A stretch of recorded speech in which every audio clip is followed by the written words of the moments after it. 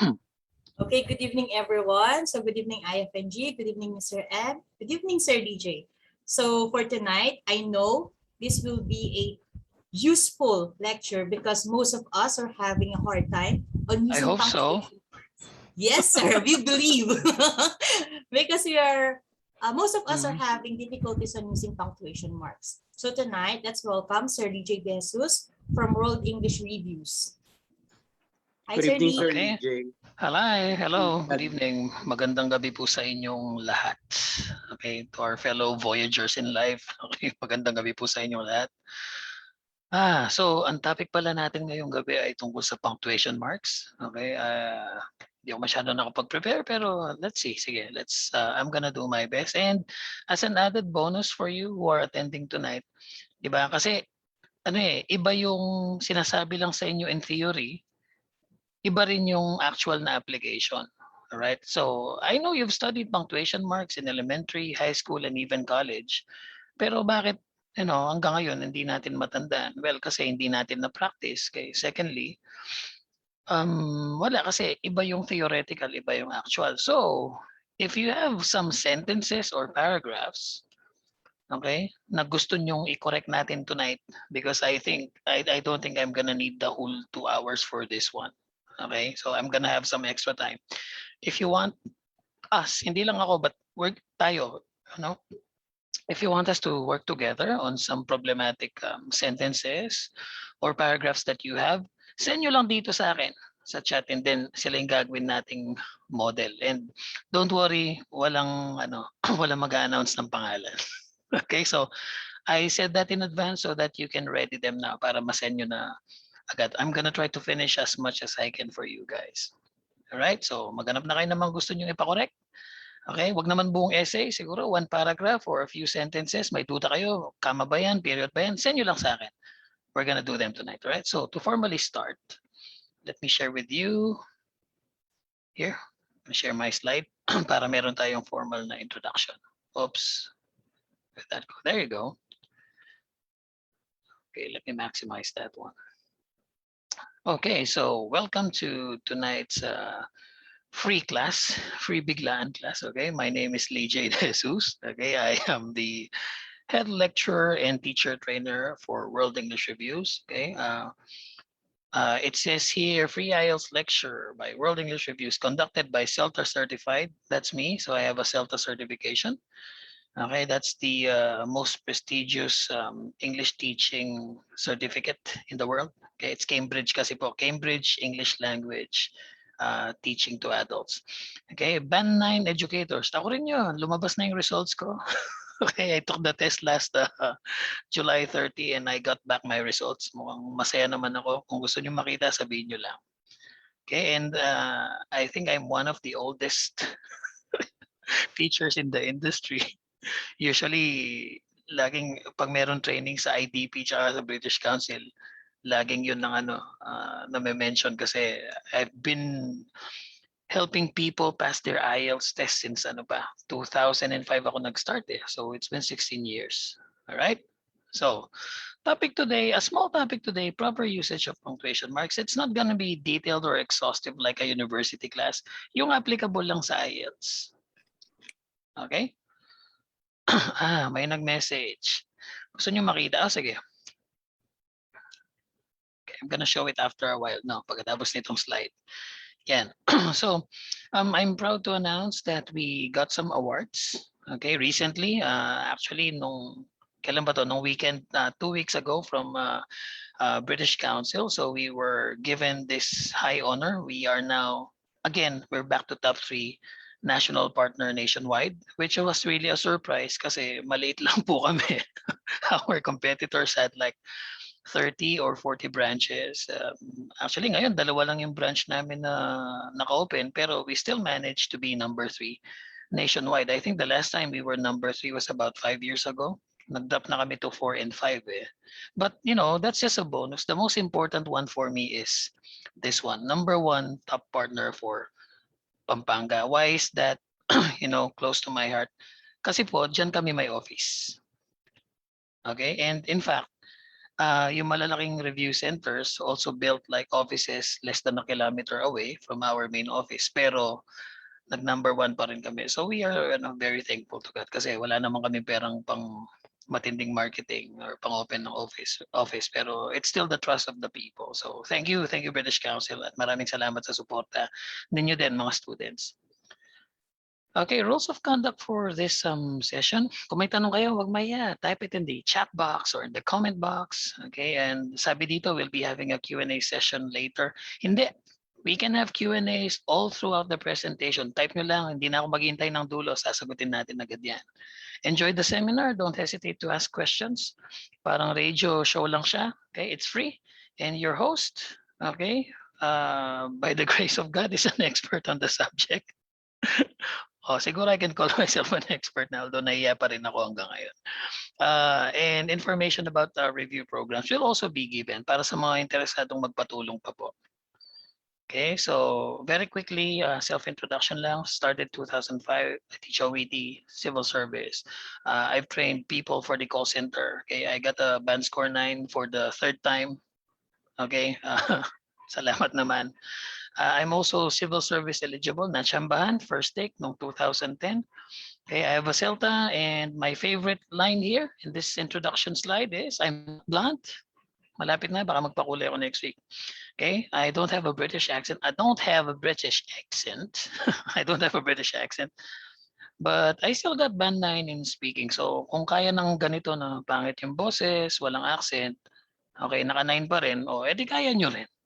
In fact, I'm pretty sure that many in our audience right now, especially those who are abroad, mas maganda pa magsalita sa akin. So kung ako kinaya ko yan, mas kaya nyo yan, di ba?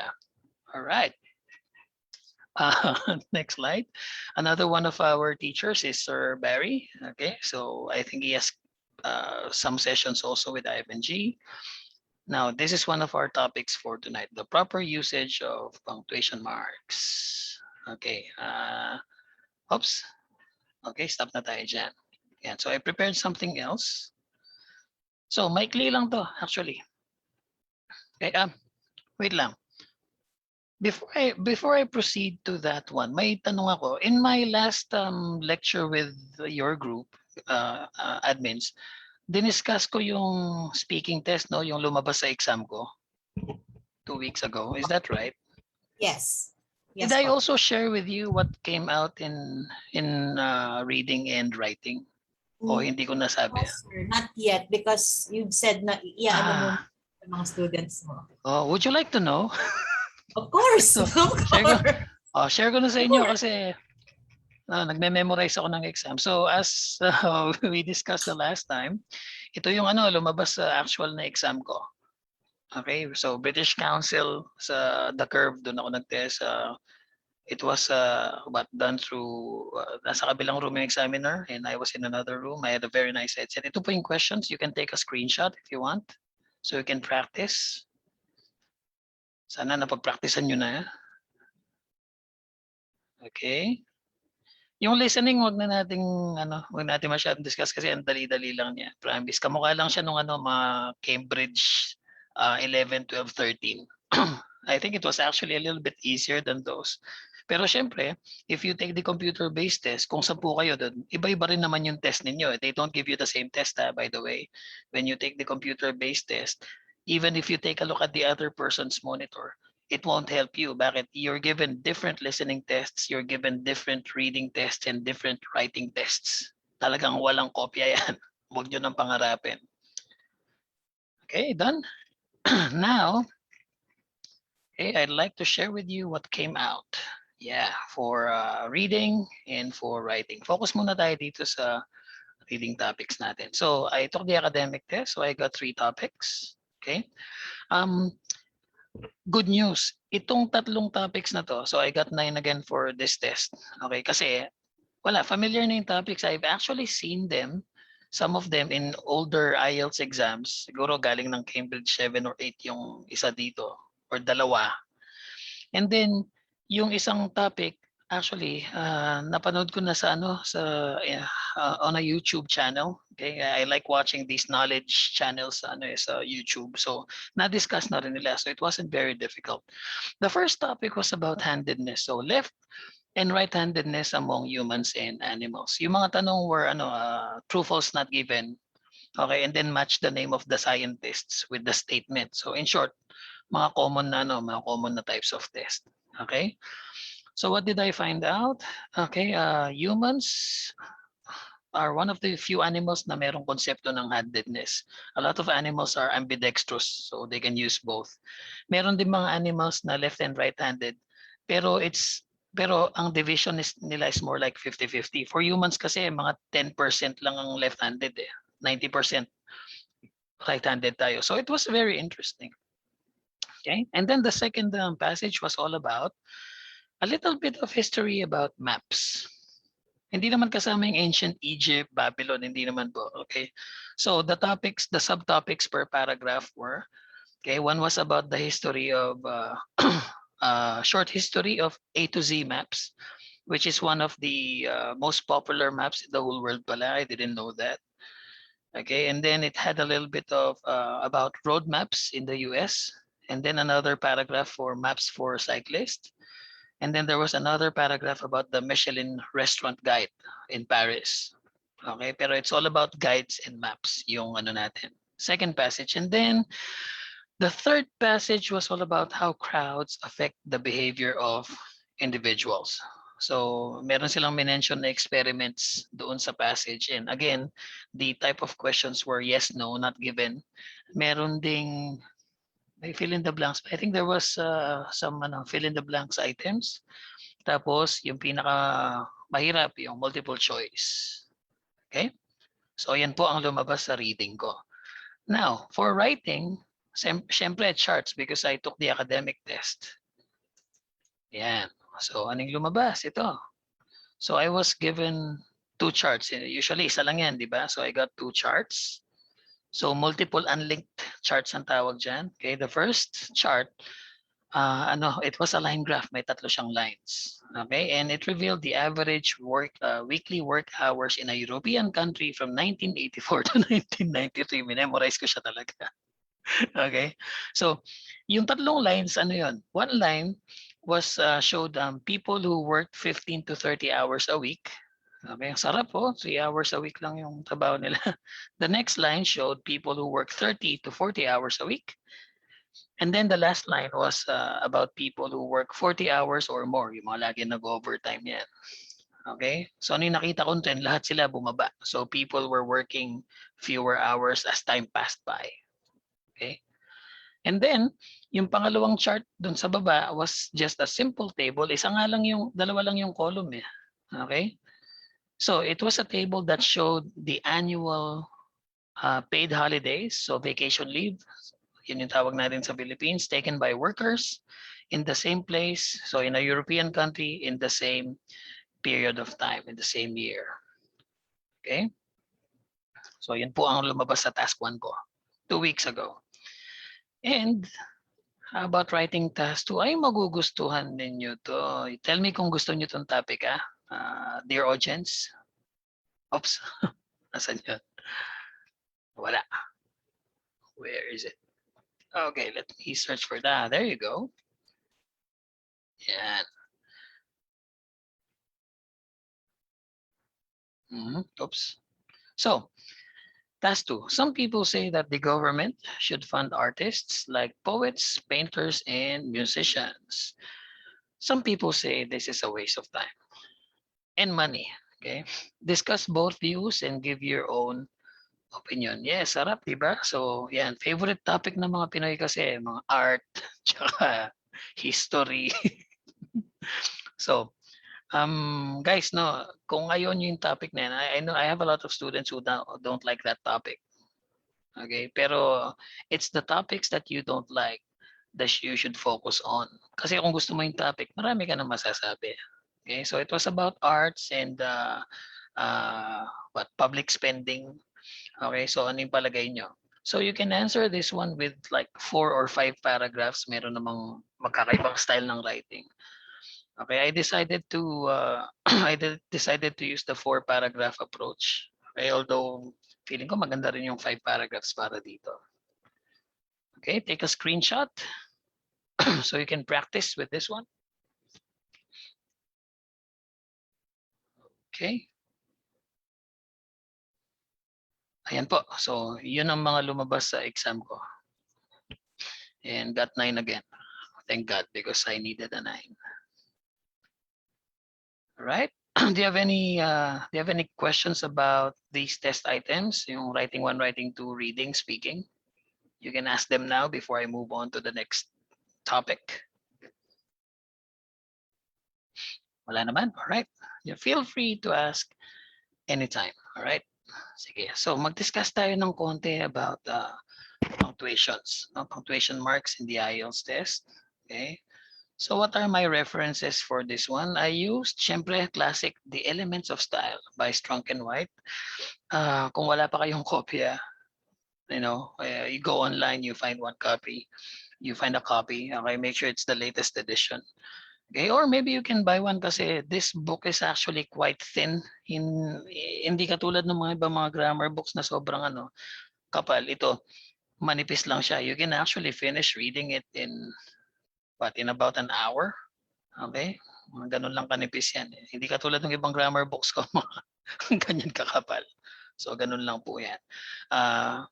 By Strunk and White. So, there are 2 authors, E.B. White and W. Strunk, Elements of Style. Okay? So, if you want a more detailed study of this, yan, pwede nyo pong gamitin to. So, for the IELTS tests, okay, discuss muna natin yung mga hindi nyo kailangan gamitin. Okay, number 1, no need to use emojis or emoticons or sabi nung kaibigang Australiano, emote icons. Emote icons daw yan kasi emote tapos icon. Okay, emote icon. No need to use them. Yung mga smiley ninyo, yung mga sad face, okay, wag ninyong gagamitin kasi hindi pa ganun ka-high-tech ang IELTS and the people checking your paper, they're traditional. Okay? Remember, ang mga magche-check ng papel ninyo nasa UK, nasa abroad. Okay, and most of them would be from universities. So medyo traditionalist saka formal sila sa mga preference nila sa language styles na ginagamit ninyo. Okay, most of them professors yan. Okay, and a lot of them are probably older than you are. So youngest siguro pinakabata na dyan, mga 30s eh. Okay, most examiners are in their 40s, mga 50s. Well, yung mga nakita ko so far here and abroad. Okay, so going back, please, no emojis and no emoticons. Okay, sir, ang obvious naman yan. Meron bang gumagawa niyan? You'd be surprised. I've seen a few. Nilalagay nila sa usually younger students, nilalagay nila sa answer sheet nila. Don't do that. Hindi pa siya acceptable. Maybe in the future they will be because I think emojis are great. Diba? They're able to express emotions beyond words lang. Kung di ka magaling magsulat, mas madali yung emojis. Okay? However, the time hasn't arrived yet. Wala pa po. Okay? Next. Do not use exclamation points. Huwag kayong gagamit ng exclamation points. Okay? Writing task 2, no. Bakit? Exclamation points are, they're strange punctuation mark. They're not considered formal. Okay? So, except na lang if you're writing an interjection. Ano ba yung mga interjection? Nalala niyo ba yung yung mga hi, hello, how are you? Are you doing? Yung mga ganyan, di ba? Hey, yan, mga strong emotions. Pero kasi, when you're writing an essay, you're not supposed to be hysterical. You're supposed to be calm and professional. So hindi siya mukhang formal kapag merong exclamation point. Bawal po yan sa writing task 2. How about writing task 1? Definitely not for academic. Okay? Academic writing task 1, no. Walang exclamation points. Pero pwede mo siyang gamitin if you're taking the general training test. Okay, writing task 1. Task 1 lang hindi kasama task 2. Task 1. General training. Why? Well, because you usually need to greet. Okay? Well, depende sa letter, but in personal letters, of course, you have to greet, okay, the other, the recipient of the letter. And even in some semi-formal letters, kunwari, magsusulat ka ng letter sa office mate mo, di ba, kailangan mo ng hi. Oh, exclamation point, kailangan namang hi, period. Ang flat niya, di ba? Okay? So guys, avoid exclamation points except, when doing the traditional greetings. Okay, next. About question marks. Okay? Survey lang po sa audience natin. Pag nagsusulat ba kayo ng essay, gumagamit kayo ng question marks? Yan, sa mga nag-practice na. Yan.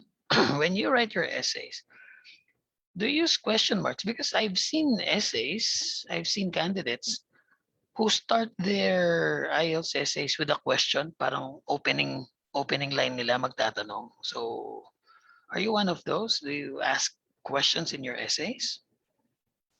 Let me wait for a couple of responses.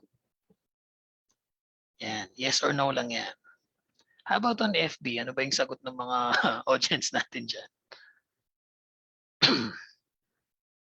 Okay, very good. So, GL doesn't use question marks. Yan. How about, natry nyo na ba yun? Have you ever started your essay with a question? Kasi I think some of us did that in, di ba, in high school or in university. Okay, pampahaba ng sinusulat, magtatanong muna. Okay, so actually, you don't need question marks. Okay, hindi naman FB, no din. Oh, very good. You don't need question marks for the essay. Okay, and you definitely don't need question marks for writing task 1. Bakit? For writing task 1, you are reporting. You are telling the reader, okay, what the chart is describing. You're trying to simplify it for them. So, ba't ka magtatanong? You're not supposed to ask for information. You're supposed to give information. So, no question marks. Kailan ginagamit ang question marks? Pwede siya sa writing task 1 GT. May mga GT ba ngayon dito? Okay? Akala ko kasi puro academic yung members ng IFNG. Meron din pala mga GT, no? Okay? So, expand ko ng konti yung discussion ko. So, GT test takers, yan. Oo, pwede kayong gumamit ng question marks. Kasi when you write letters, di ba, you will ask questions because sometimes IELTS will require you to write an inquiry letter. Here's an example. It recently came out in the test. You write a letter to the manager of a hotel. You're planning to stay there for your vacation, okay, and then ask about the following. Okay, the packages that they have, the price range, the facilities that they have. Of course, when you're asking questions, kailangan may question marks yan. Also, some forms of greetings require question marks tulad ng how are you doing? Oh, question mark yun. How are you? Ayan, question mark. So, task 1 GT pwede. Okay, si Sharon po. Hi, Sharon. She's taking the general training test. Okay. So, I hope magagamit mo yun, Ma'am Sharon. Alright, so far sinabi ko, hindi naman kailangang gamitin yung mga to except dito sa GT, there are some instances na pwede sila. Okay? So, anong gagamitin natin? Ayan. So, for the vast majority of us, maybe 99%, okay, tatlo lang ang kailangan natin. You just need the period, the comma, okay, and the apostrophe. The period, the comma, and the apostrophe. Okay? So, alin dyan yung pinakamadalas? Yung dalawa. Okay? The periods and the commas, okay? You'll be using a lot of them. If I were to choose kung alin yung pinakamarami, siguro comma. Pangalawa yung period. And then from time to time, maybe an apostrophe, pero okay, if you're taking the academic module, you're probably gonna be using this mga once or twice lang eh. Okay? Okay, may tanong tayo dito. Sabi, sir, in task 2, okay lang bang gumamit ng question mark? No. Okay? You're not supposed to ask questions in task 2. You're supposed to discuss. Okay? So, wag kayong magtatanong. Okay? Merong writing style, merong writing style na pwede kayong gumamit ng question. Ang tawag doon mga rhetorical questions. But, it's harder to do. Okay, make sure na praktisado nyo na. Pero ang advice sa akin ng mga na-attendan ko na, I've attended a lot of training with examiners, writing examiners. They tell us you don't even need questions, you just need statements. Okay? Colons and semicolons, we will discuss that later in this presentation. Okay? Don't worry, GL. We will discuss that. Next. Okay, period, comma, apostrophe. So alam nyo naman yung basics siguro. No? When do we use the period? Use the period kapag kompleto na yung sentence. When the thought is complete. If you want technical words, okay, after an independent clause, usually, nilalagyan mo ng period yan. Pag complete na yung thought. However, madalas nyo sigurong nanonotice, okay, na sabi nga ng admins natin before we started we started broadcasting, meron daw iba, hindi alam kailan mag-period. Okay, so ganito lang yan, no? You don't want a very short sentence in the IELTS test. Okay, task 1, task 2 doesn't matter. You don't want to have too many short sentences. Bakit? Okay, because when they grade your grammar, they not only do they look at the grammatical errors, the percentage of grammatical errors, they also take a look at your sentence structures. Okay, gine-grade na nila yung grammar mo based on how many simple sentences and how many complex sentences you write. Okay? If you want proof, okay, here's the grading system. Here, pakita ko sa inyo. Saan ko binase yung sinabi ko? Kailangan may prueba lagi. So here's the official grading system. Ayan, meron band 9, 8, 7, 6, 5, 4, 3, 2, 1, 0. How do they grade grammar? Let's focus on grammar. Band 7, band 7. Okay? Sabi niya dito, uses a variety of complex structures. Ano ba yung mga complex structures na yan? Yung complex sentences, tsaka yung compound complex. Apat yan, di ba? Simple, compound, complex, tapos compound complex. Okay? So, they actually take a look at those. Okay? Kung gusto mo ng mataas na score, dapat minimum 70% ng mga sentences mo kailangan complex. Okay? Ay, naku, ang hirap naman. Ganun pala yun. Actually, pasimplehin natin. Ganito lang yan. Di wag kayong magsulat ng sobrang daming maikling mga sentences.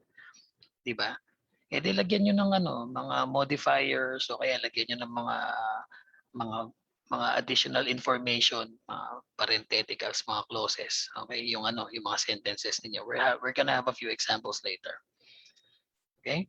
Pag napansin mo, masyadong maraming maikling sentences, then naku, edit mo na yung iba. Maybe you can combine some of your sentences para maging complex, di ba? Now, I'm gonna give you a formula. Okay? Very simple lang.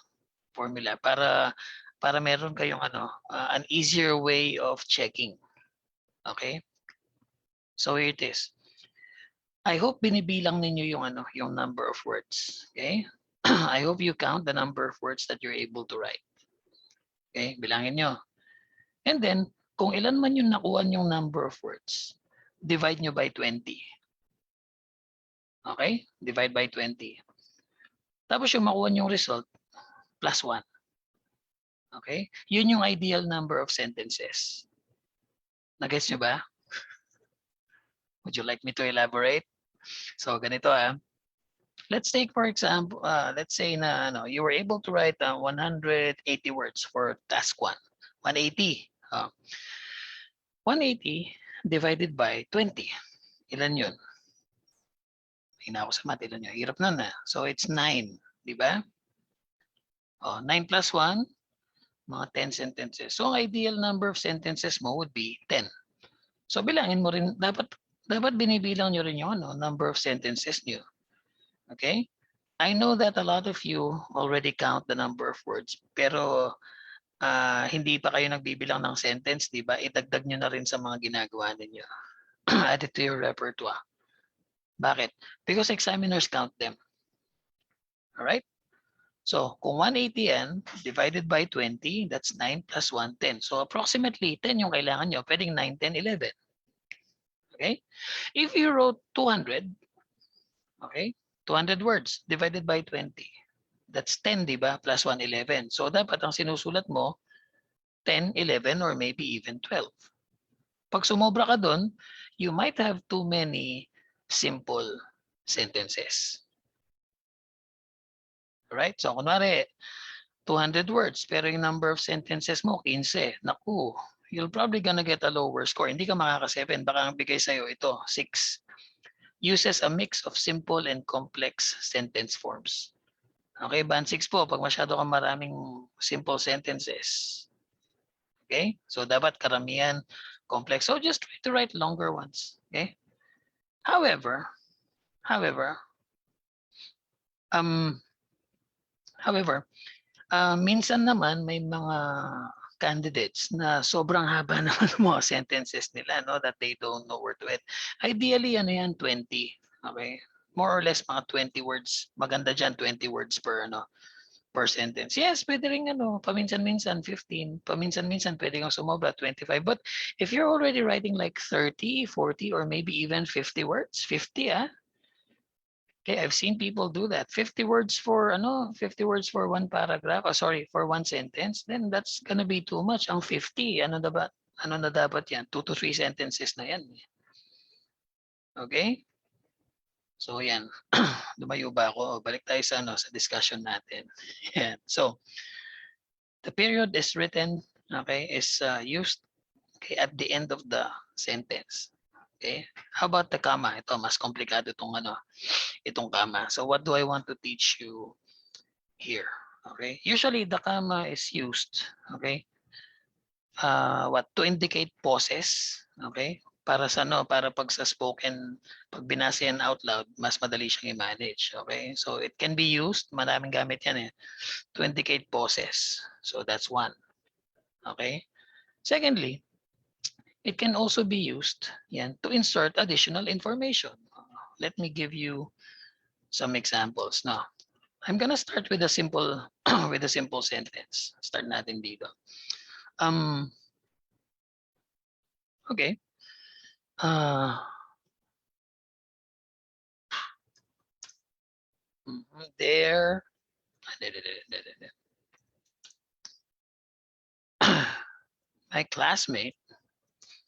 my classmate in high school. Ako, lungkot naman nito. Namatay yung classmate ko recently a few days ago. Let's change this one now. It's a bit dramatic. Okay. Okay.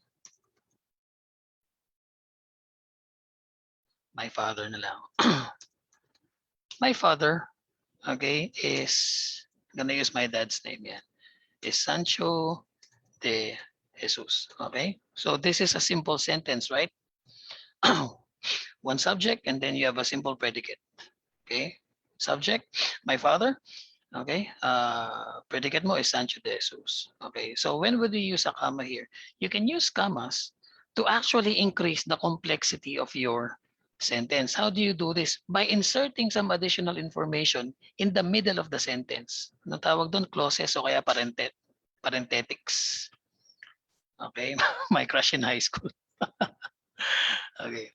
So, anong pwede nating idagdag dito sa statement na to? Well, maybe we can add the age of my dad. Okay?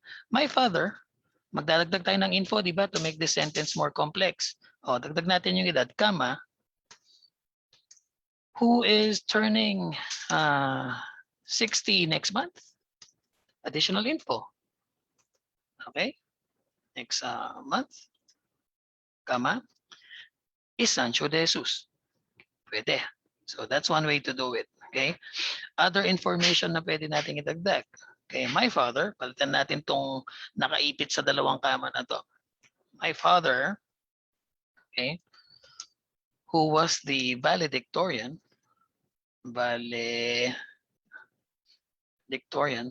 okay, of his batch, okay, is Sancho de Jesus. Or pwede rin palitan natin, is turning 60 next month. Yan. Kung ano man yung information na gusto nyo ilagay. Okay? Pwede rin ganito. My uncle Okay? My uncle is celebrating his uh, birthday today. Yan. Simple sentence, di ba? So, gusto nyong gawing mas complex yan, you can do so by using a comma. My uncle, lagyan natin ng additional information. Uh, the former village chief, okay, of, ano ba yung barrio namin? Of Santa Mesa. Kunwari na lang, hindi totoo yan. Of Santa Mesa, comma, is celebrating his birthday today. So, you can actually use punctuation marks, specifically the comma, okay, to increase the complexity of your sentences. Okay, and also to increase your word count. Kasi minsan nahirapan kayong ano, di ba? Nahirapan kayong paabutin ng 250 words yung ano, yung mga essay ninyo. Why don't you try doing more of these? Okay, so kunin yung basic sentence nyo, think of a relevant information to include. Try nyo ipitin sa parang hotdog, parang sandwich. Try nyo ipitin sa gitna ng dalawang kamas. Okay? So that's one. Yan. Kung may gusto kayong ipa-check na sentence, if you want me to check a sample sentence coming from you, okay? I-ano nyo lang. I-send nyo lang dito sa chat and I'm gonna check it for you, all right?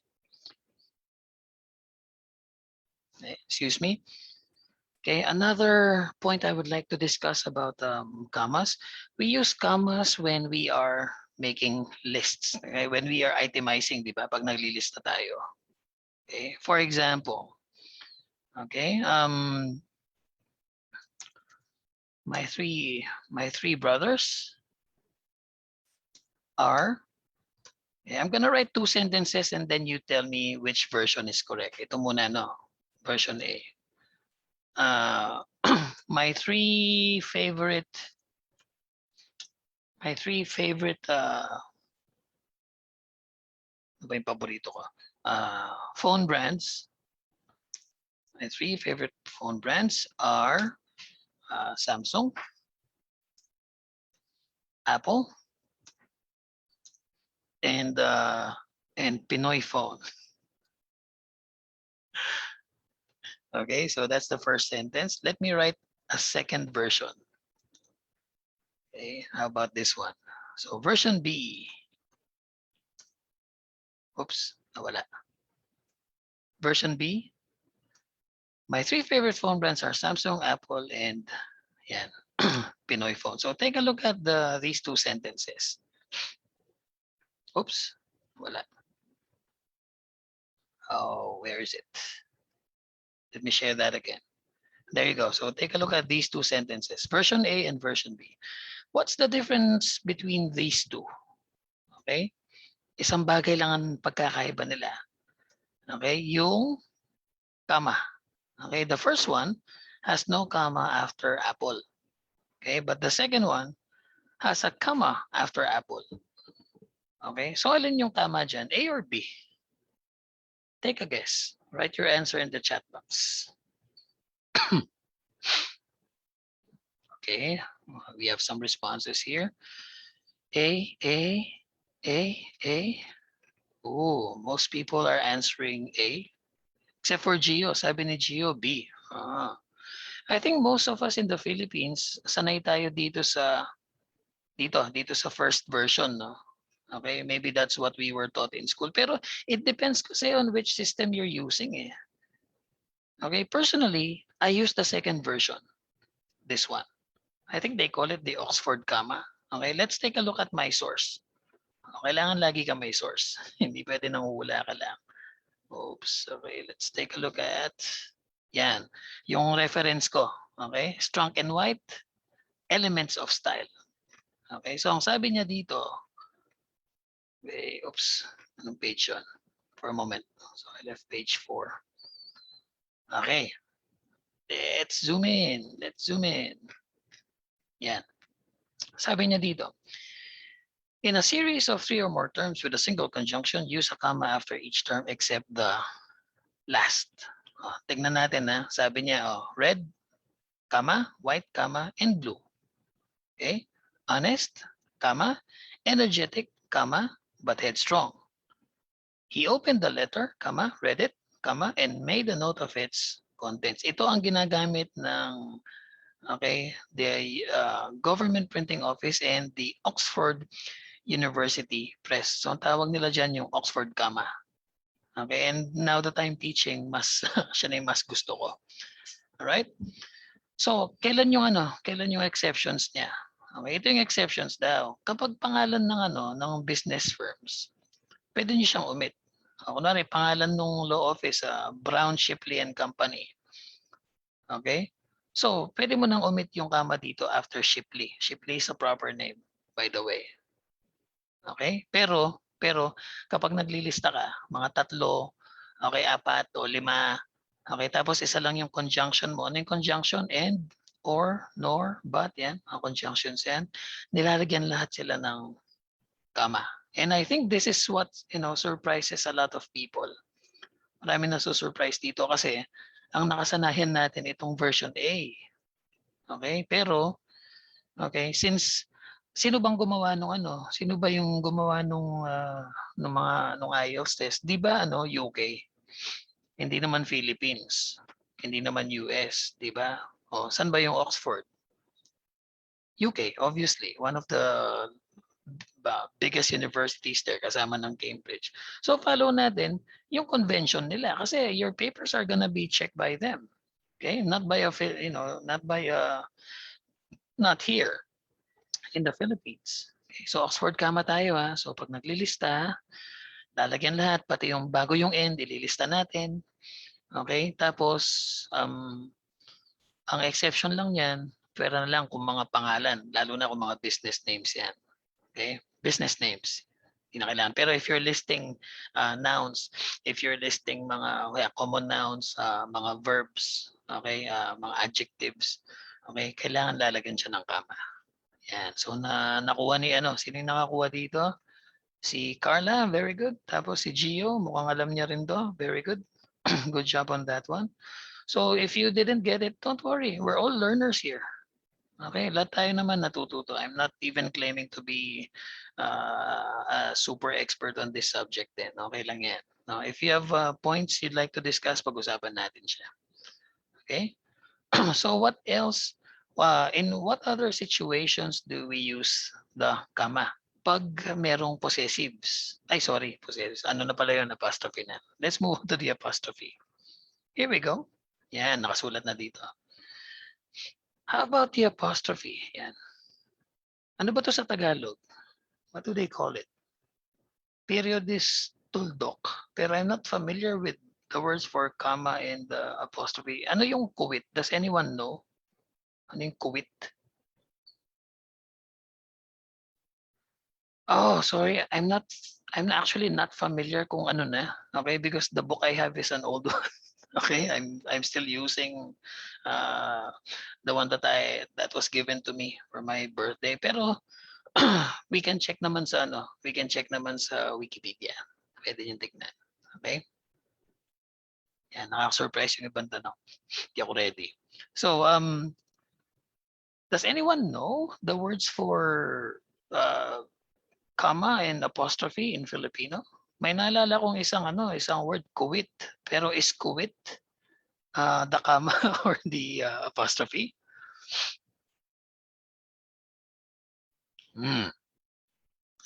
That's something to think about. Ain't it? So kailan natin ginagamit yung apostrophe? So let's talk about a couple of situations, okay? You use apostrophes when you're writing contractions, okay? Common examples of contractions, ito mga shouldn't, lista natin, no? Yan, you have shouldn't, yan. Ano pa, yung mga I'm, yan. Madalas kong marinig to. Ano pa, don't. Shouldn't, wouldn't, couldn't, didn't, haven't, wasn't. Okay? Aren't. Yan. Marami mga examples yan eh. Oh, kuwit is comma. Thank you. And kudlit. Tagal ko nang di naririnig to. Kudlit is the apostrophe. Thank you very much, guys. Thanks for the help. Okay. So, balik tayo, no? So, when writing contractions tulad nito, okay, ko-combine natin yung dalawang words, tapos lalagyan natin ng kudlit or yung apostrophe. Okay, now the thing is, you should not be using these, okay, in writing. Okay, bakit? These are not hindi kasi sila formal eh. If you remember your writing, yung mga thesis writing ninyo or yung mga research papers or formal writing ninyo, mga essay writing sa university, okay, malamang hindi rin kayo pinagamit ng ganito ng professors nyo. Bakit? Kasi they're not considered appropriate for writing. Kailan gumagamit ng contractions? Sa speaking. Okay, in fact, if you're not using these contractions yet, pag nagsasalita kayo, you should start using them. Okay, kasi mas fluent yung dating if you use contractions. Okay, mas smooth yung pananalita at saka yung pagko-connect ng mga syllables. Okay, if when you use contractions. Kaya mga Filipinos kasi tendency, we say syllables very clearly, no, by themselves. I am not hungry. Ano ba mas natural? What would a native speaker say to you? Sasabihin ba niya, I am not hungry or I'm not hungry? Sasabihin ba nung native speaker sa inyo, hey, you should not do that? Or, hey, shouldn't do that. Shouldn't do that. Okay? So, ginagamit to sa speaking. But do not use them in writing. I'm sure of a few of you, okay, are doing this. Bakit? Lagi naman. Okay? Common ano to? Common error naman to. Stop using them for writing task 2. Doesn't matter if you're GT or academic. Wag. Also, don't use them, okay, for writing task 1, academic. Academic academic. Iba pa yung GT. Okay? Do not use these for writing task 1, academic. How about for general training? Okay? You can use these if you're writing an informal letter. Or if you're writing a personal letter, pwede rin siya. Kunwari, you're writing to a friend or to a family member. Okay, hindi naman seryoso yung topic, you know. You're just what? It's just maybe an invitation to an event. Or maybe ano lang, pangungumusta lang. It's just a normal hello letter. Then pwede nyo gamitin to. Kasi mas natural yung dating niya. Okay? Hey, how are you doing, my friend? I haven't seen you for a long time. Haven't, oh. Kung task 2 yan, dapat have not. Pero kung task 1 GT, personal letter, informal letter, pwede, I haven't seen you in a long time. Okay? So that's one situation where when we use the apostrophe. Yan. What's the second situation? Kapag nagsusulat tayo ng possessives, okay? Possessive forms. Okay? Kunwari, imbis na susulat mo, the car of Lee. Okay, hindi masyadong magandang pakinggan, no? Parang hindi natural. Okay? So mas maganda, susulat mo diyan, Lee's cars. Okay? O kaya, here's another example.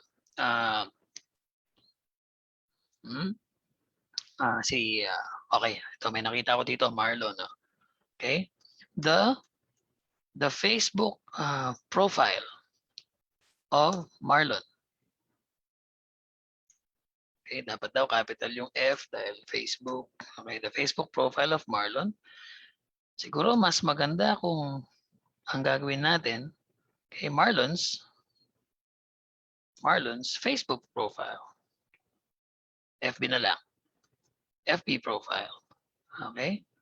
So, why do we do this? To make things, more smooth sounding, para mas, and to make them more natural sounding them. Kasi the Facebook profile of Marlon. Marlon's Facebook profile. Okay? The Facebook profile of Marlon was hacked. Okay? Mas maganda, Marlon's FB profile was hacked. Okay. Kung gusto mo dagdagan ng information, lagyan mo lang yesterday. Ayan. Madali lang naman yan. Okay? Now, ang tanong, paano pag ano? Paano pag what if the name ends with an S? Yan. Or maybe an S sound. Pwedeng S o kaya pwedeng S sound. Kunwari, no. Ito. Tama ba to? Yan. I think this is a popular restaurant, diba? Tapos nakikita niyo yung signage nila. Okay? Is this right? O ganito ba yung ano, yung ginagamit nila? Is it the first version or the second one? Version 1, version 2? Ano yung naalala nyo, guys? What do you remember? O nga naman, imbis na the fried chicken of Max, it doesn't sound natural. Okay? Is the correct form number 1 or number 2?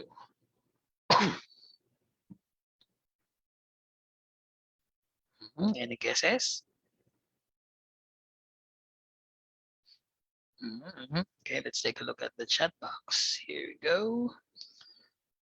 Okay, so guess lang, di ba? Okay, okay lang yan, okay lang manghula. So some people are saying number 1, some people are saying number 2. I think number 1 yung ano, yung nakikita ko. Okay? Okay, kasi bakit? Even though it ends with an S or with an S sound, okay, kailangan, yun yung rule eh, lalagyan mo ng apostrophe S. And by the way, how do you pronounce this? A lot of people I know, ang pronounce nila dyan ay Max Fried Chicken. Max. Max Fried Chicken, di ba? Pero ang tama ay Max's. Yan, thank you. Thanks, Gio. So, Max's Fried Chicken. So, practicein nyo na.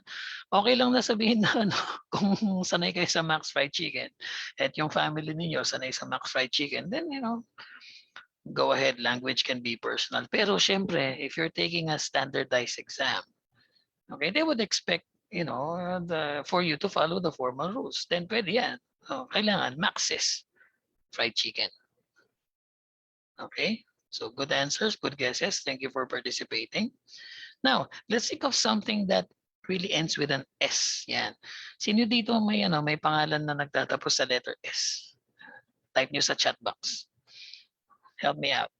Help me with a name. A name that ends with S. Bukod kay Jesus. Uy, Gladys. Yes. So, ang kilala kong Gladys, si Gladys Guevara. So, meron siyang banda, di ba? Okay, so Gladys, the band of Gladys. Okay, Gladys is, okay, band o kaya choir na lang. Okay, so we can say that I'm a member. I'm a member of Gladys's. Sorry, wait nga. Ayun pala. Okay, Gladys. Yes na pala yun. Yan. So, ano yung tamang form? Ayan. Lalagyan nyo pa rin ng apostrophe S. Okay? Same thing with Iris. Sino pa to? Alexis. Yan. Uy, Maxus. Wow, that's a nice name. Okay, so even Maxus. Yes, lalagyan nyo pa rin ng apostrophe S. Are there any exceptions to this one? Yes, some very old names, historical names, o kaya names from literature.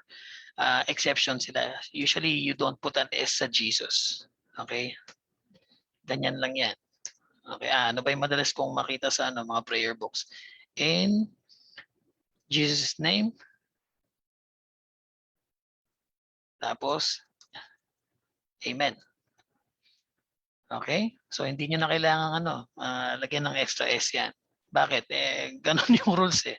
Alam nyo naman, English can be a bit weird. It has so many rules and just as many exceptions. Okay? Ano pa? O ito, tulad niyan. Hindi yung terrorist group na na ISIS. We're just talking about, I think this is the Egyptian goddess. Isis, tapos asawa niya si Osiris. So, okay, Isis, Jesuses. Okay, Jesus is power. Okay, Isis is power. Oh yes, kailangan nyo pa rin lagyan ng at the end. All right? So far, so good. So, so far, do you have questions about the 3 punctuation marks, the period, the comma, and the apostrophe? Tignan natin. If you have questions, just type them. Okay, or if you're in our Zoom room and you're having a hard time typing, maybe you can turn on your mic. That's okay with me. Walang problema sa akin yun. You can unmute or ask one of our admins to unmute you.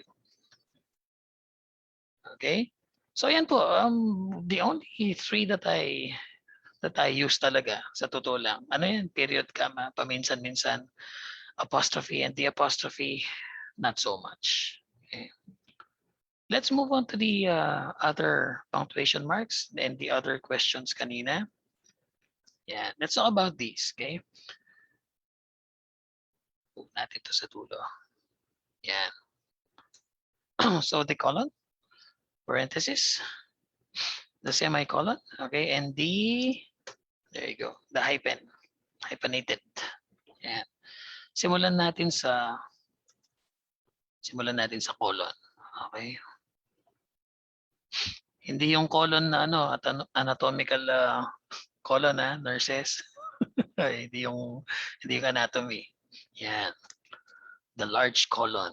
So, colon yung ano, yung parang dalawa siyang period na magkapatong na ganyan. Okay? When do you use this? You use colons for listing. Okay? Pwede rin siyang gamitin for making a list. Okay? May choices naman kayo eh. One way is, by using the comma like we discussed earlier. Okay, I like apples, comma, oranges, comma, and pears. So may comma before and, right? Okay. But you can also use the colon to make lists. Kunwari, the following, although I don't like this kind of language para masyadong old, no? The following are ano ba? The following are Charlie's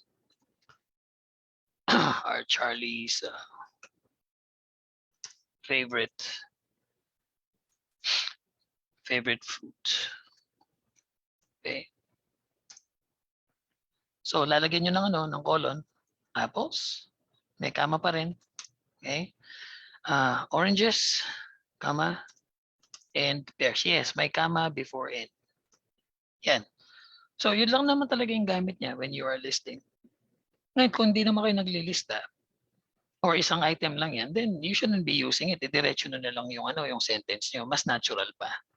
Okay, I see a lot of this one being used, in more technical documents, also in some legal documents. Pero sa essay, you don't really need to write it this way, even for task 1.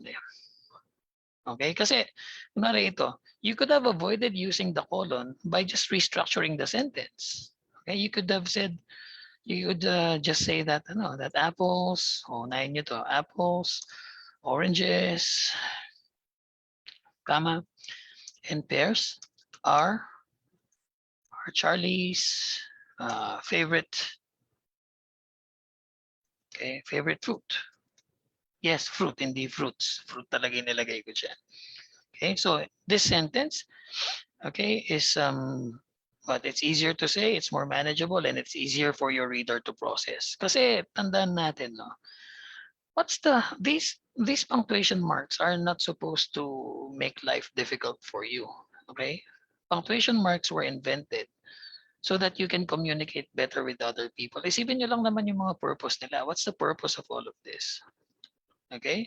In fact, there are some forms of writing, earlier forms of writing, na walang punctuation marks, na dire-diretsong text lang yan. For example, Egyptian hieroglyphics.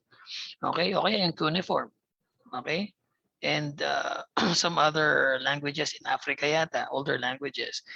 Hindi sila ginagamitan ng punctuation marks. Kaya minsan ang hirap nilang interpret kasi you don't know where one sentence ends and where the next sentence begins, or you won't know where to pause. Okay, kaya itong modern system natin, it's actually better for communication because it can give more information. Okay, so they're not supposed to make it hard for you, and don't be intimidated. Bakit? Kasi konting research lang naman. Okay, madali matututunan naman na. You guys, you're only a few mistakes are acceptable. Hindi naman kailangan perfect yan. Kung perfect kasi yan, if you don't have mistakes, edi 9 na kayo. Diba? Mistakes are acceptable. A few of them, right? So, basically, in the 16 years that I've been teaching yung colon, ito lang naman yung practical use niya sa pagdating sa essay writing or report writing or letter. Okay? How about the parentheses? Yan. Wag na. You don't need this. Diba? Usually we use parentheses when we'd like to make clarifications, 'di ba? Or I've seen people do this na kunwari meron silang okay, sulat ko na lang. Okay. The United States, the United States of America, of America. Wow. Yan. Tapos ipaparenthesis nila USA. Okay, para next time pwede nang imbes na United States of America, you can just say USA. Okay, I see this in some forms of of writing. Okay? Pero do you actually need to do this? You can accomplish the same thing just by using a comma. Kaya very useful yan eh. Oh. Edi gawin nyo na lang na ganito. So let me show you an example. Here you go. The United States of America, comma, or the USA as it is more popularly known. Okay, popularly dash known. Yan. Comma is the blah blah blah blah blah blah blah. All right. So do you really need to use the naman kailangan, but maybe some of you have an idea. You can ask me now. Yeah, fruit. Yeah, because fruit is considered ano ba? Uncountable noun siya, di ba? It's in English there are some words that you don't really need to para to pluralize, okay? Kunwari, jewelry. You don't pluralize jewelry. Okay, it's always jewelry. Doesn't matter how many pieces you have. Okay, I have a ton of jewelry. Okay, ano pa? Equipment. Nakikita ko sa hospital, warning, sensitive equipments. Actually, it's grammatically wrong. Dapat sensitive equipment lang yan. Okay? Ano pa? Data, information, advice. Okay, she gave me a piece of advice. She gave me a lot of advice. Hindi rin pinupluralize yan. Sheep. You shouldn't say sheeps. Okay, sheep, S-H-E-E-P, sheep. Kasama din actually dito yung fruit eh. In fact, ako nahirapan din ako dito, being Filipino, mas komportable ako sa fruits. Pero, when I read books in English, when I read publications, kahit plural yan, fruit talaga yung ginagamit eh. Okay, that's why.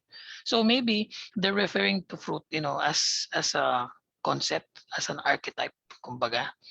Okay, not as the individual pieces. Although ngayon nagbabago na eh. Okay, I see fruits being used a lot pero I will advise you to be more traditional kasi nga yung mga nagche-check ng test paper nyo, they're not in the Philippines, they're in the UK and they're probably more traditional in their outlook and in their training. So ako, I try to avoid saying fruits pagdating sa English. Okay. Kung Filipino kausap ko, okay lang. So I adjust to your audience, right? So going back, do you really need the parentheses? Not really. Okay, baka masanay pa kayo dyan. Just replace it with a comma. Other questions? Yeah, dapat fruit and veggies, fruit and vegetables. Okay, fruit and vegetables. Okay, it's more it's safer to say it like that. Fruits and vegetables. Yeah, don't like it. Okay, next. Sana tayo, parenthesis. Now let's go to this one. Semicolon. Are you required to use this pagdating sa writing niyo? Well, not really, you can get away with not using any semicolons at all. However, it is a little bit impressive, well, for me, pag nakikita ko na yung estudyante, okay, marunong gumamit ng semicolon properly. Okay, if you can use it properly, oh man, then that's a very good indicator of the student's level. Pero hindi niyo naman kailangan ng 9, no? All you need is a 7 or maybe even an 8.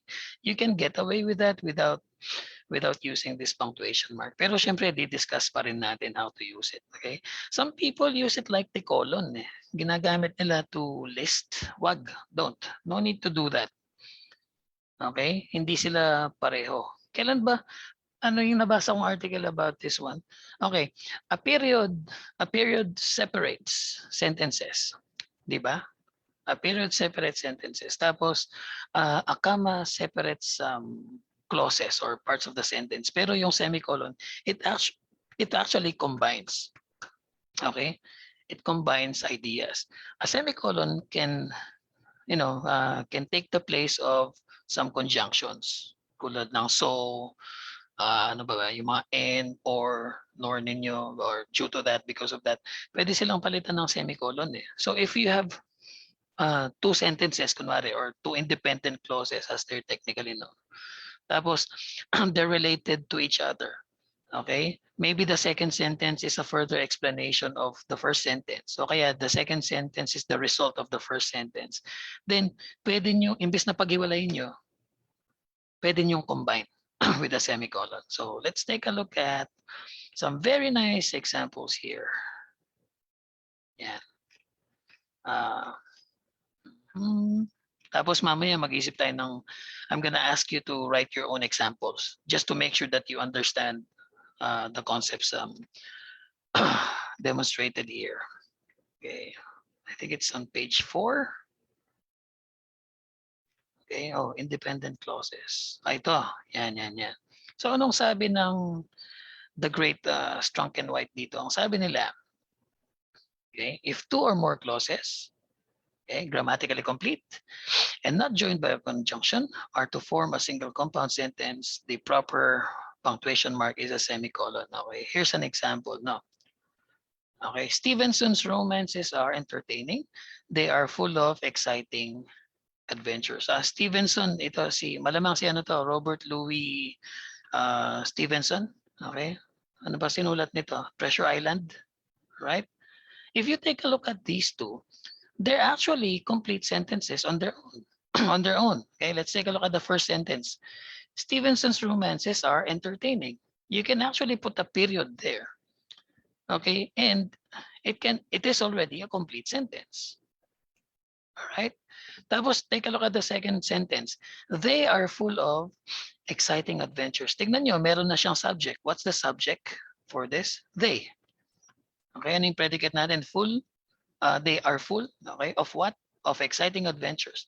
That's also a complete sentence. Pwede namang period na lang sila. Why did the author decide to connect these two? Because the second sentence is actually a deepening or a further explanation of the first sentence. This is high-level writing.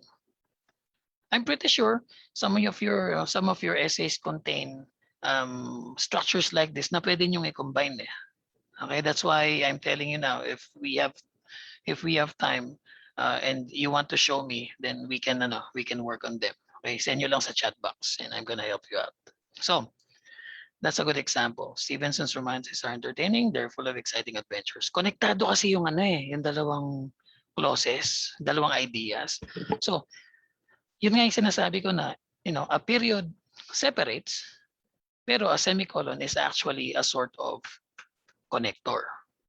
Let's take a look at the second example. Sabi niya, it's nearly 5:30. Oh, napansin niyo, sabi ko, it's kasi spoken English. Okay, it's nearly 5:30. And then the author decided to use a semicolon here.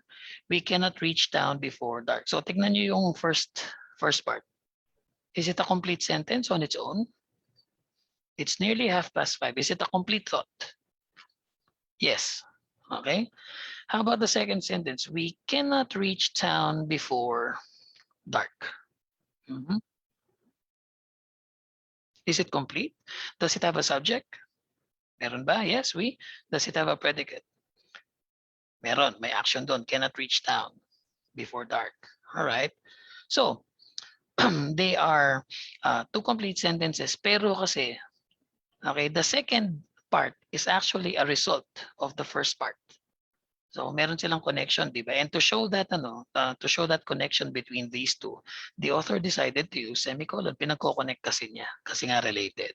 Ganyan gumamit ng semicolon. However, huwag kayong kabahan, no? Naku, dapat pala ganun. I should have done this before. Yeah, if you have time to study it, kung gusto nyo talaga, pero it's equally correct, okay, to just use periods. If you're having a hard time, ito, Stevenson's romances are entertaining. They are full of exciting adventures. Pwede naman to. However, what's the problem? Which one will get you a better score? Obviously, the first one.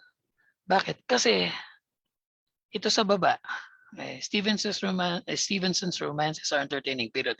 They are full of exciting adventures. Now you have two short sentences na tulad nung sinabi ko kanina, that's not very desirable when it comes to the IELTS test. Bakit? They want complex structures. This is counted as two. Itong sa taas, it's counted as one sentence. And it's complex. So which one will get you a higher score? Definitely the one with the semicolon. Before I continue, take a look at the chat box. Can we use it multiple times in one paragraph? Which one? Semicolon, right? Sir GL, you're referring to, okay. Oh naman, yeah, of course. Of course. If you want, you can use it in all of your sentences in in one paragraph. Pero parang, do I advise it? Not really, kasi that requires a lot of ano pa, di ba? Mental calisthenics, kung di ka sanay. Yes, calisthenics, kung di ka sanay. All right? In fact, if you just want to use it as, as a tool to impress your examiner, you can just use it once or twice in the whole essay, 250 words, just use it once or twice. The examiner will probably notice that and appreciate it kung tama yung paggagamit nyo, and it will result in a better assessment of your writing. Ano to eh, this is one of those punctuation marks na panghila ng grade, pampataas. So why don't, if you still have time, maybe you can practice a little bit with it. Stick with a comma and a period na lang. Ganyan din yung attitude ko dati. Tapos, nung nag-research ako, okay, a few years ago, sabi ko, ay, hindi naman pala ganun, hindi naman pala ganun kahirap. Medyo magpo-pause ka lang ng konti and you need to devote a little bit more mental power to it. Okay, but just like all things, it gets easier with repetition. Okay, so here's a second example. Yan. It's nearly 5:30, semicolon, we cannot reach town before dark. Pwede rin namang two sentences. However, okay, these are simple sentences. And you don't want too many of these things. Advice pala, advice. Okay. Is it illegal, illegal, or is it not allowed to write short sentences for your IELTS essays? Hindi naman. Okay, they have their uses, but just don't write too many of them. So you can follow this simple rule now. And for the, just limit yourself to one short sentence per paragraph. I think that's pretty safe. Okay, so kunwari, you wrote 5 paragraphs. So dun sa body paragraphs mo, yeah, one short sentence here in paragraph 2, one short sentence in paragraph 3, and just limit yourself to one short sentence in paragraph 4, then you're safe. Okay, but don't do this. Oh, you have two. So it's nearly 5:30. We cannot reach town before dark. Don't have two simple sentences one after the other. It's very, very noticeable. The examiner will see that definitely, and they'll think twice about giving you the higher score for your sentence structures. Okay, here's a question. Ay, ang galing naman. Very good, Ma'am Sharon. Ang galing nito. Guys, if you have access to the chat box, tignan niyo yung sinulat doon. It's nice. Oh, sabi sa inyo, sabi ni Sharon dito, I definitely use, yung spelling lang, no? I definitely use the semicolon, okay, in my GT writing. It will help me get my band score. Okay, some corrections here, no? Just use a small letter after the semicolon. Huwag kayo magkakapital, ha? Okay, let's go back to these examples. Look here. Look at my screen. Yan. Entertaining, semicolon. Next word is they. Okay? Is it, it's not a capital letter, it's a small letter kasi it's considered one sentence. Kaya ang gandang pampakomplex nito eh. So I love this punctuation mark. Okay? So don't use a capital letter after. Yan, okay na yan. Oh. Kita nyo, now alam na ni Sharon yung gagawin. Don't be afraid to make mistakes. Okay? Mistakes are the way to learn. Yan, I will definitely use some semicolons in my writing. It will help me achieve my band score. Very good effort. Thank you very much. Okay. Next, ito to. How about this one? Sabi niya, okay, if a conjunction is inserted, the proper mark is a comma. Ito yung sinasabi ko kanina. A semicolon can take the place of a conjunction. Yung mga ano nyo, mga and, or, nor, for, but. Okay, take a look here. Stevenson's romances are entertaining, for they are full of exciting adventures. Since you use a conjunction, ito, for, okay, hindi na pwedeng semicolon. Ang gagamitin na lang dun is the comma. Okay? If you use a semicolon, you can throw away, you can remove yung conjunction nyo. Here's another example. It's nearly 5:30 and we cannot reach town before dark. Okay? Since you have a conjunction here, and ang ginamit na lang niya ay comma. Okay? If you want to use the semicolon for this, tanggalin nyo yung and. Oh. So you know what? Here's the challenge for you. Here's the challenge. No? Take a look at some of your old writing. Okay? Pwede, computer, handwritten or something that you type in your computer. Okay? And then take a look at some sentences that you can combine. Because I think a lot of us use these kinds of structures. Oh. Okay, yung merong mga end sa gitna, yung merong mga for sa gitna. And then try it lang. Just try to do that. Tanggalin nyo yung conjunction, palitan nyo ng semicolon, and then you listen to it. Does it still sound and feel natural to you? Okay, yes, good job, Sharon. Okay.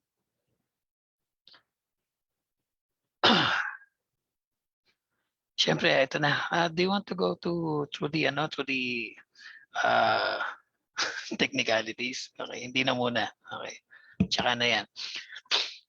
Your teacher can probably discuss the finer details with you. Time check is 10, almost 10:25. All right. Let me go back to my main page. There you go. So if you have questions, lagay nyo lang po sa chat box and I'll try my best to answer them. Now, how about the hyphen? Oh my God. Ang daming rules ng hyphen, and just to be honest, okay, sinabi lang siya kanina sa akin, so I wasn't able to come up with a very detailed presentation about this. So forgive me kung mababaw lang siya or kung meron kayong alam na hindi ko alam. Okay? So maybe next time I can discuss it in more detail. Okay? Here's a question from Wena. Sir, is there any limit as to how many commas there should be in a sentence? Oh, technically speaking, wala naman eh. Di ba? Pero, logically, usually ilan lang ba yung ginagamit natin? Typically, we just use maybe, one, two. If it's a long sentence, maybe three.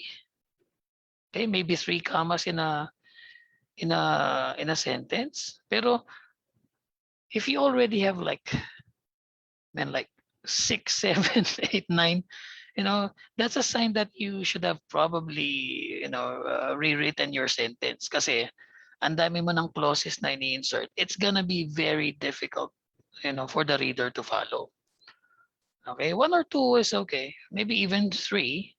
Okay, but the more commas you use, the more complex your sentence is, and the more difficult it will be for a person to follow. All right. Sige, let me take a look at some of my material so I can demonstrate this more easily. Hanap ako ng sentence na maraming commas. Oof.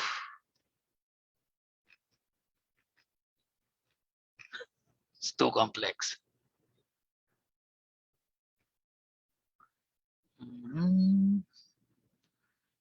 Yeah.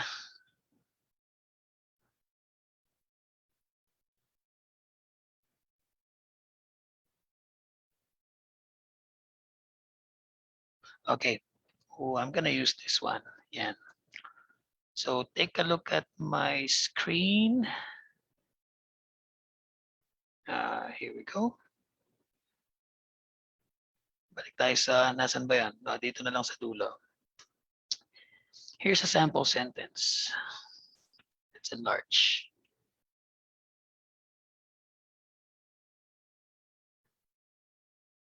Okay. So it says here, he saw us coming and unaware that we had learned of his treachery, okay, greeted us with, um, greeted us, okay, unknowingly, and unknowingly, and with a smile. So take a look at this sentence. How many commas do you see? Okay, so we have 1, 2, 3, 4.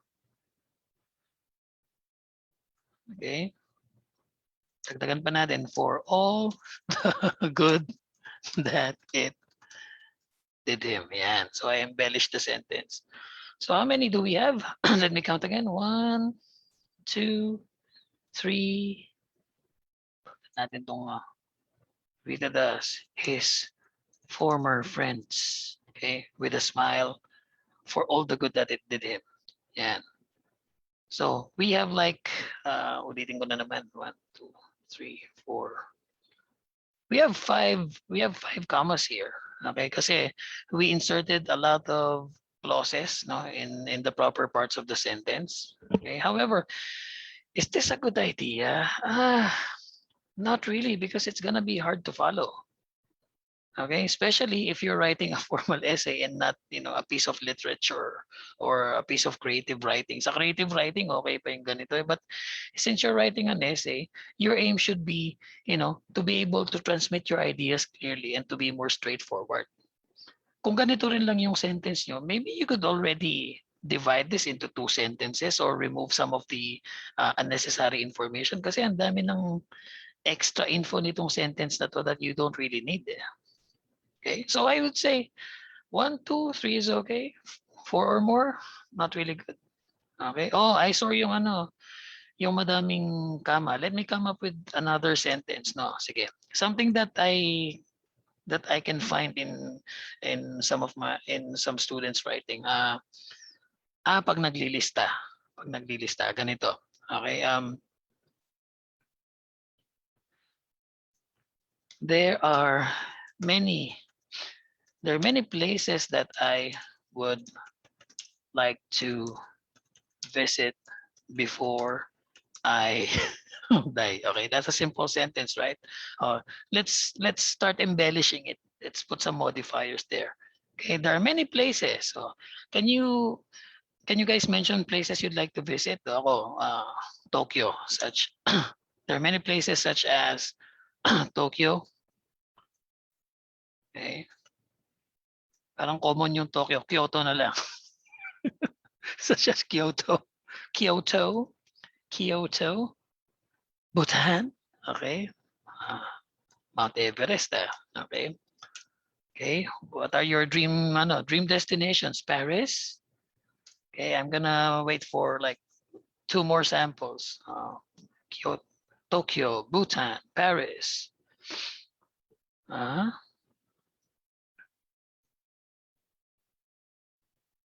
Maharap na tayo. Malta. Wala nagsasabi ng ano, no? Nobody's saying London or Vancouver or New York, yung mga pinupuntahan ng nurses. Okay? Yeah, but I think Bhutan is near, saan ba to? Di ba nasa Nepal din yun? Malapit in that general area. Okay? So Bhutan, Paris, anong sinabi nung iba? Malta. Okay, let's use the capital there.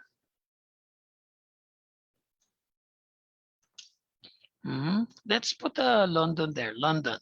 Yan, mga destinations ninyo. London. And another one. Ang hirap naman. Tajikistan. Okay. And Greece. Ooh. And Greece. Yan. the temples, Parthenon, no? There are many places such as Kyoto, Bhutan, Paris, Malta, London, and Greece that I would like to visit before I die. Okay? Tapos connect natin, no? These destinations, okay, have been in my bucket list for in my bucket list and in my father's and in my father's wish list, comma, for a long, comma, long, for a long, long time. Oh my God, that's probably we can make this what conform to the rules of grammar, grammatically correct. Wala naman ako nakikitang kulay blue na naka-underline dyan or kulay red. So it's probably correct, no? Grammatically. Pero ang dami ng commas, oh. How many do we have? 1, 2, 3, 4, 5, 6, 7. We have 7. Oh, 8. We have 8 commas here. Okay, it's an eyesore. Secondly, it makes it hard to follow. You can just turn this into 2 sentences. Imbes na semicolon dito, you can just put a period there, tapos capitalize mo na lang to. Okay? So anyway, yan po yung yung mahaba akong explanation dun sa maikling katanungan. Okay, if you have more questions, just type them in, and I'm gonna do my best to answer them. Now, as for the hyphen, okay, let's take a look at one of my favorite resource materials. Okay, kasi nagandahan ako sa writing style nila. So guys, there are good sources of the internet. I'm not claiming that I'm the main source or kailangan mong mag-aral sa Ateneo or Lasal para or malaking university para makahanap ng magandang sources or experts. Okay? Yan ito. One of my favorite references. Okay, and you can use this. Ganda siya. Let's take a look at the rules of how to use the hyphen. Okay? Ang dami niyan, no? Yan, yan, yan, yan, yan. Yan, yan, yan, yan, yan, yan, yan, yan, yan. Okay? So I've read quite a lot of I've read this a few times now. Okay, at kanina rin I double checked it before the class. So what's my takeaway here? Let me summarize it for you kasi yun ang trabaho ng teacher to make these very long articles short, to make these very difficult concepts short for you. Ang number one na sinabi nitong article is, sometimes the best thing to do would just be to memorize them. That's number one. Okay, just memorize the list of words. The good thing is they have quite a list at the bottom. Pwede nyo check to. Okay. Secondly, sabi niya, when you're not sure about it, just access your dictionary. Okay? Ilang beses na sinabi yan dito sa buong article. Okay? And it's very possible to do that now. Bakit? Kasi we don't do the traditional flipping pages para sa dictionaries natin. Okay? You just type it in your phone, makukuha mo na. Okay? But I think one of the most important things I got here is, nasan ba yun? Okay. Ito. This one. Okay? Ang sabi niya dito, okay, mostly you use the hyphen. Okay? If with compound modifiers, no, these are two-word adjectives na ginagamit niyo before nouns. Okay? So kung meron kayong dalawang adjectives, pwede niyong combine, okay, using a hyphen. Okay? Tingnan natin yung mga examples nila. Okay, take a look at this. Yan. Sabi niya dito, it's recommended that you don't take down any load-bearing walls when renovating. Okay, what's our noun here? Ano yung minomodify? It's walls. Tapos, nasan yung modifier natin? It's made of two words, load-bearing. Okay, so it's a two-word modifier. Kapag meron kayong mga ganyan na, na cases, pwede nyo gamitan ng hyphen. Okay, kasi usually mga adjectives natin pa isa-isa lang. Or when we have multiple adjectives, walang ano, di ba? We just use spaces instead of punctuation marks. Okay, it's a big red sports car. Walang punctuation mark. It's a big red sports car.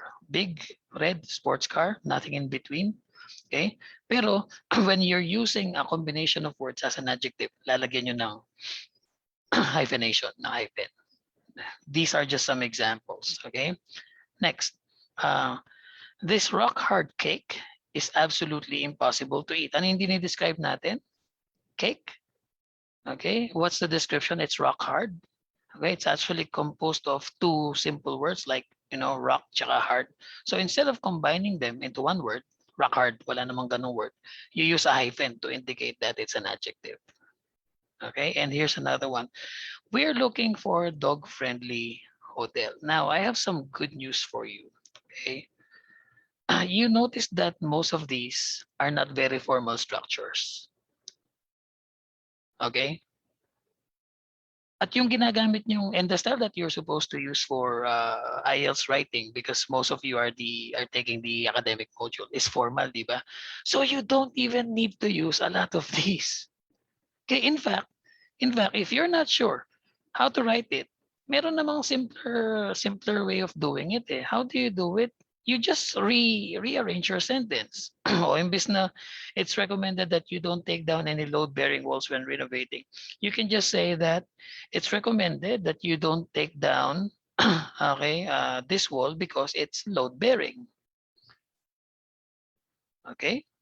You don't take down any walls that are load-bearing. So hindi mo kailangan ng hyphen dito. Why? Because you didn't use it as an adjective before the noun. O di ba ang technical? And there are a lot of rules here. I don't think I have time to finish all of them. And honestly, okay, hindi ko nasama sa preparation ko. Okay, so maybe in the next session I can include uh, short a short discussion about this, more detailed and more adjusted to Filipino needs. Okay, in my next session, maybe the first 15 minutes siguro I can allot it for this. Okay ba yun, ma'am? Nagawa ko ba yung request mo? Sino kasi nag-request sa akin kanina? Yeah, one of the admins requested it. Okay. Approve. All right. Thank you very much. Yeah. So I think that's all that I have prepared for you. Okay, so if you have questions now, I'm open to questions. And if you have like some sentences or paragraphs, not the whole essay, sentences or paragraphs that you would like me to work on with you, send nyo lang dito. And I think I have a few more minutes to help some students out. Walang problema. So while you're typing your problem sentences, let me just share my slide and promote a little bit. Okay? Sulat nyo lang yung mga for correction ninyo, right? So, why choose us? Why choose World English? Okay, first of all, self-review is okay if you're just aiming for the basic scores. Now, if you're just, for example, if you're aiming for a 5, if you know how to research properly, tapos, you got pretty good grades naman in school, hindi naman basang-awa, okay, and you have the discipline, then go ahead, self-study nyo na lang. Okay, pero if you're aiming for the higher levels or you're not really using English in your everyday life or nakalimutan mo na, then maybe you need someone to help you and someone that's relatable. Okay, nakita nyo naman how I presented, how I present my sessions with you. It's no PowerPoint, okay, no highfalutin, no technical terminologies. Ano lang to, I'm trying to bring it down to the level that people can understand. Because in the IELTS, they won't ask you about specific grammatical terms or grammatical concepts. Usage lang naman ang itatanong sa inyo. So I see my job as simplifying it for people. Okay, and for the higher levels, baka mahirapan kayo na mag-self-review. Yes, there's a lot of material. Okay, but you know, you won't know your mistakes or your bad habits until you've sat down one-on-one. Kayong dalawa lang nung teacher. A good teacher, by the way. Okay? You have access to teachers. In World English, we prioritize the one-on-one. So you can choose your schedule, okay, 7 days a week, and you can choose the teachers that you want to work with. Okay, we are small, as I told you. We only have like two small offices open now. Okay, but we don't have face-to-face classes yet because of the restrictions. And personally, I don't want to do face-to-face because it's not worth it. Okay, some of you are comfortable, di ba? Mas gusto nyo face-to-face kasi yun yung nakasanayan nyo. But what if you get COVID? It's not worth it. Okay? If a teacher knows, what they're doing, if they've been teaching online for a long time, the online class might actually be better than a face-to-face class. Personally, I've been doing online since 2012 pa po. So not because of the pandemic. Okay? We don't use a factory approach. Okay? uh, we treat each student as individual. Okay, we provide daily guidance. We actually have a group page, just like your group here, IFNG, but it's private. It's only for currently enrolled students, and actually we remove people pagkatapos ng enrollment period. So it's because we don't want to bother people. We're very flexible. Again, 7 days a week po, you can schedule sessions with the teachers. We don't give you any super low promo. Sasabihin namin, enroll for only 2.5 lifetime unlimited. Tapos biglang babawiin namin, ay hindi pala. If you want this product, you need to pay an additional 4,000 because some review centers do that. Okay? When we give you the price, that's it. So our prices might seem a little bit high compared to our competitors, pero wala nang mga hidden charges yan. Wala nang additional fees. Okay? And we're a highly trusted company. We've been winning awards since we started in 2010. Okay, British Council. Maraming review centers sa Pilipinas. Pero very few centers of our size are recognized. Okay, usually malalaki yung nare-recognize yan. Okay, and if you want to join our next course, we're gonna give attendees tonight a 500 peso discount. Just inform our admin that you heard about it from from this event. You can avail of this until August 29th. If you want to get copies of my work, because I've written books for task 1 and task 2, okay, with answers na agad yan, about maybe 40 charts for task 1, tapos mga 40 essays, more or less, for task 2. Just contact us and we'll print it out and we'll ship it to you. Okay, for the prices, just ask my manager because I'm not aware kung meron pang additional na discounts yan. Malamang meron pa. So that might not be the final price. Okay? Just ask them when you call. Here's our Facebook page. Thank you for supporting our free IELTS class. Now, let's take a look at some of your messages. Okay, so we're still waiting. So I have 15 minutes. If there are some of you, okay, who would like to have your work corrected, isang sentence, isang paragraph, just send it to us now, and I'll gladly work on it with you. Yeah. All right. So while I'm waiting, any word from our admins, mga future, may yata kayo, di ba? May promo kayo in the next few months about OET. Would you like to tell your audience about that? Actually, Sir DJ, we already posted it before. So Okay. we came up with an idea na we will discuss from our partner review centers na about OET. So what to take. For instance, they would like to find another option for their English aptitude exam. So they can see if OET is perfect for them or they can stay with IELTS. Wait lang, sir. Oh, actually, I know some I know some OET interlocutors. So I have some very nice information for your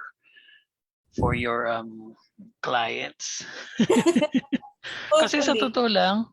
totoo lang, ang daming mali sa ang daming maling tinuturo when it comes to lalo na sa speaking. Okay, but anyway, that's for another day. Yes. We will Okay. give you a month for it to discuss, sir. Okay. Okay, here's a question from taup. Is that how I pronounce it? Taup beng. Okay. So just to recap. Okay, we can omit using conjunctions and use commas instead. No. You don't. No, this is for the semicolon. Semicolon. Okay. You don't replace conjunctions with the comma. Okay, ang pwede niyong pang-replace yung semicolon lang, Sir Beng. Okay? Be careful na ko, hindi ko sinabi yan na baka mamali ka diyan. No. Do not omit your conjunctions. You can only do that if you replace it with a semicolon, and it's not for all situations. Okay, not in all situations. That's why I'm asking you if you want me to take a look at your work para din mas ma-clarify natin. Okay. Any Guys, more in the questions? future, if I have a session with you and ganito yung mga topics natin, okay, I'm always open to checking students' work. I know with some speakers kasi naka-prepare yung PowerPoint, they only want to use examples that they prepared kasi that's the easier way of doing it. Okay? Pero para sa akin, mas maganda on the spot because in that way we can personalize this session for you. We can cater to your needs mas specific. Tsaka gumagaling din yung teacher kapag on the spot mo, matetesting mo pa yung skills niya. Di ba? Exactly. So, Yeah. ayun. Guys, any questions or anything that you want to be clarified? Para, di ba, habang nandito si Sir Lee. Yan.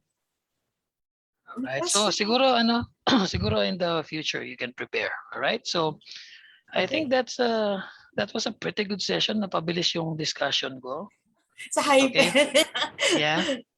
Pero okay naman. Did you learn? Was the information okay?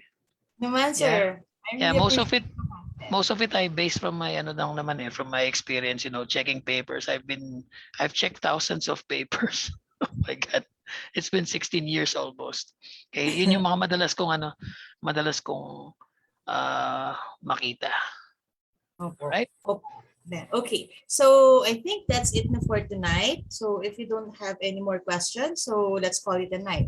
So thank you, Sir Mhm. DJ, as always. So, ayun, sir. On our next session, I've already told you the lecture. So, Mm.